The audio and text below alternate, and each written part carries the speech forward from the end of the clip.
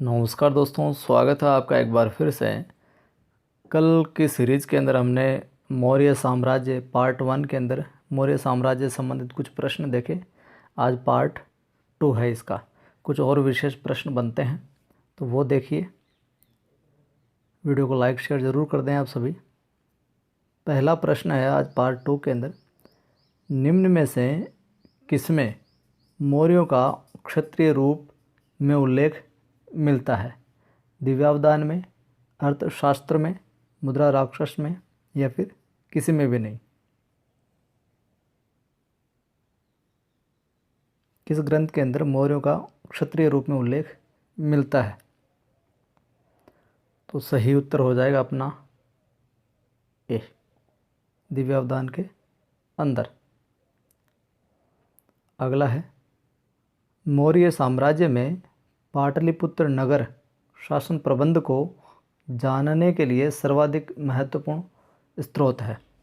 मुद्रा राक्षस, अशोक के अभिलेख, अर्थशास्त्र या फिर इंडिका। पर्टिकुलर पाटलिपुत्र नगर शासन प्रबंध को जानने के लिए कौन सा महत्वपूर्ण है? तो इसमें हो जाएगा अपने डी, इंडिका। तीसरा प्रश्न देखिए, मौर्य काल में प्रचलित विनिमय माध्यम था? दिनार, पण, चूर्णी, कफक, पुराण।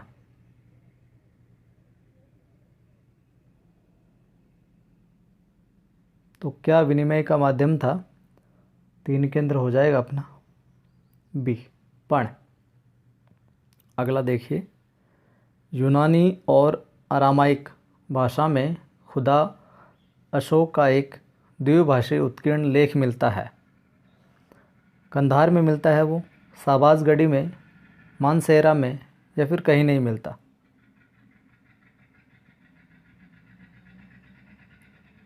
तो सही उत्तर हो जाएगा अपना 4 के अंदर ए, कंधार में मिलता है द्विभाषी उत्कीर्ण लेख।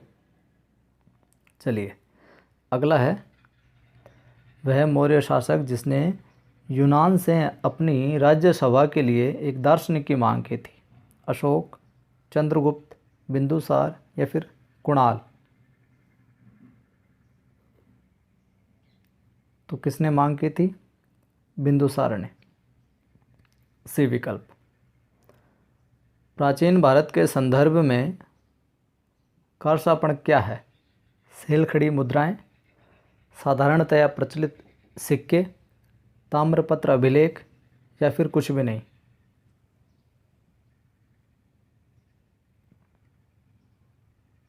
क्या हो जाएगा छठे के अंदर उत्तर अपना बी, साधारणतया प्रचलित जो सिक्के थे वो थे कारसापण।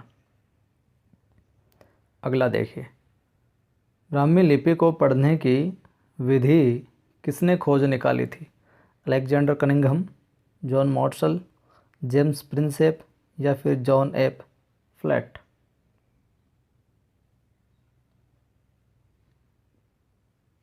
तो किसने ब्राह्मी लिपि को पढ़ने की विधि खोजी थी? साथ में सी, जेम्स प्रिंसेप। 8वें में आपको मिलान करना है। एक तरफ अशोक के शिलालेख है, प्रथम शिलालेख के अंदर पशु बलियों के से संबंधित मिलता है, तृतीय शिलालेख में धर्म के सिद्धांतों से, पंचम शिलालेख में धर्म महामात्रों की नियुक्ति से संबंधित, सप्तम में अशोक के तीर्थ यात्राओं से संबंधित देखने को मिलता है हमें। तो ये सारे के सारे मिले हुए हैं, ज़रूर ध्यान में रखें। 9 नंबर है अपना, निम्न में से कौन सा एक शासक अमित्रघात के नाम से जाना जाता था?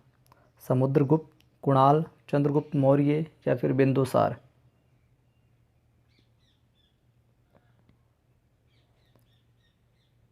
सही उत्तर हो जाएगा यहाँ पर अपना डी, बिंदुसार जो है वो अमित्रघात के नाम से जाना जाता था। 10वां प्रश्न है, श्रवण बेलगोला संबंधित है बौद्ध मत से, अशोक के धम्म से, जैन मत से या फिर नागार्जुन से। इसका उत्तर आप कमेंट करके बताना। कल की सीरीज़ में एक प्रश्न था, उससे आपको अगर उसको ध्यान से सुना तो इसका उत्तर अंदाज से हो गया होगा, क्या उत्तर होगा आप? तो इसका उत्तर आप कमेंट कर देना। आगे ये कुछ चीज़ है जो ज़रूरी है जाननी। एक तरफ गुप्तचरों के प्रकार हैं, दूसरी तरफ उनके कार्य। तो मिलान करने वालों में ये दिया जा सकता है। गूढ़ पुरुष जो थे, ये गुप्तचरों के प्रकार है। गूढ़ पुरुष का कार्य था, ये गुप्त दूत थे। संस्था जो थे वो स्थिर गुप्तचर थे। रूप जीवा गणिकाएँ थे गुप्तचर के रूप में। संचार भ्रमणशील गुप्तचर, संचार गुप्तचरों का प्रकार, वो क्या काम करते थे? भ्रमणशील गुप्तचर थे ये। तो जय हिंद साथियों।